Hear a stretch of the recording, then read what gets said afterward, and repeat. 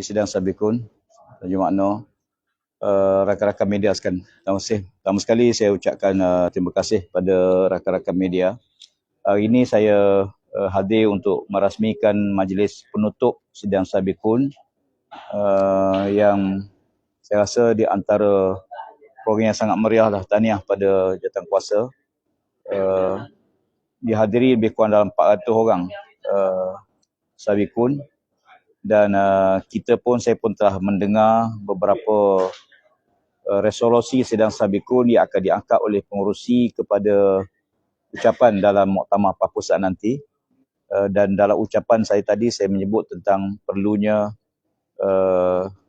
pengorbanan generasi awal itu dapat dihargai, dan kita mencadangkan sebuah panel penulis dapat diwujudkan untuk segala memorial pengalaman pengorbanan perjuangan tokoh-tokoh besar dalam parti dapat kita kekalkan, dan insya-Allah kita juga mencadangkan satu pusat ataupun dapat diwujudkan di peringkat negeri-negeri, ya, sekurang-kurangnya semua catatan sejarah dan bukti-bukti kewujudan kelahiran PAS negeri dapat kita kekalkan. Jadi secara keseluruhannya saya tengok Sabikun bersemangat terus untuk menyumbang bakti kepada parti, sama ada sebagai jentera pilihan raya ataupun mereka yang beri pandangan-pandangan yang benar pada parti. Jadi bagi parti saya ucap terima kasih. Ya. Okey.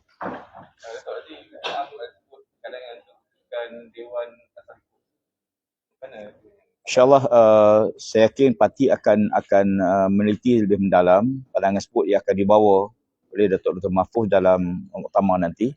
InsyaAllah kita akan teliti pandangan tersebutlah. Nanti dia akan bawa sebagai usul daripada sidang Sabikun.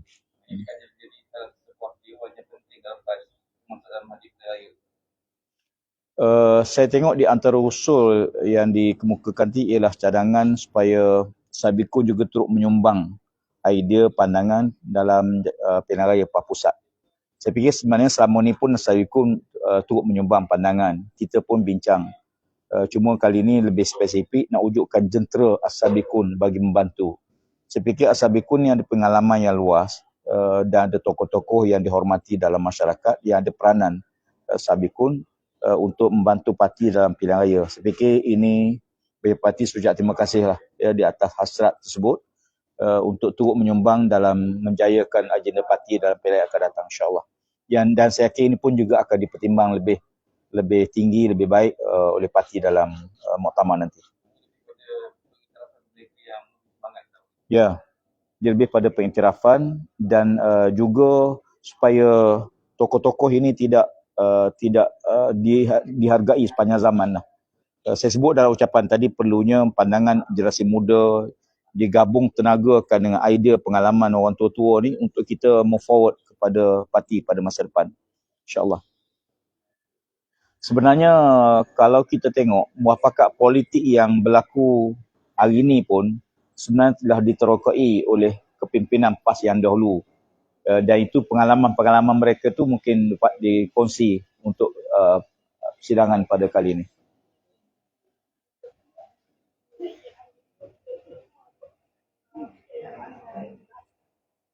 Kita jangka dia akan dibawa dalam sidang parlimen akan datang, walaupun dia bergantung pada sejauh mana undang tu akan dibawa, diangkatlah. Tapi dari segi kabinet secara keseluruhannya telah pun dapat ulasan dan dibawa dalam syurat kabinet. Kabinet dah pada prinsip dah setuju.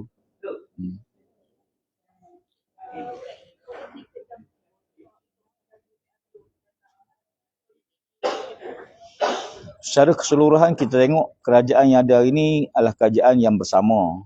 PAS bersama dengan UMNO, bersama dengan Bersatu dan sebagainya. Jadi saya fikir di segi pentadbiran dia berjalan dengan baiklah. Alhamdulillah.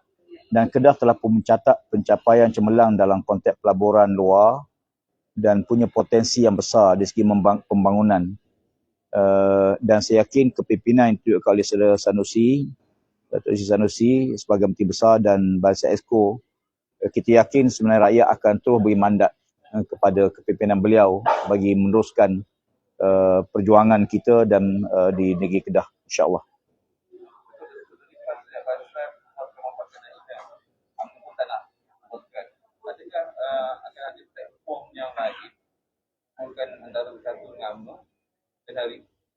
Saya fikir buat masa ni tak ada. Kita hanya ada satu platform. Kita boleh wakil lah. Sebagai contoh, UMNO dia mewakili Barisan Nasional dalam perundingan. PAS mewakili rakan-rakan dalam Perikatan Nasional. Kita pernah model ni kita pernah buat dulu waktu kita bincang dengan Semangat 46. Masa tu PAS kita ada pinjangan dengan Semangat 46 mewakili rakan-rakan komponen lain yang bersama dengan Semangat 46. Jadi model tu pernah kita laksanakan lah dalam pilihan raya tahun 90 di Kelantan.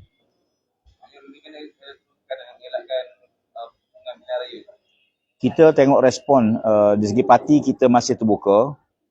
Cuma kita tegaskan kita bersama Perikatan Nasional. Itu confirm lah hadapi pilihan raya. Cuma ada beberapa kursi, sebab dia ada 27 kursi yang kalau bertembung dia akan merugikan dua-dua pihak. Jadi saya fikir kursi-kursi ini kalau sekiranya mereka nak runding, kita sedia berunding. Tapi kalau mereka buat keputusan untuk bergerak solo dan lawan, kita akan hadapi.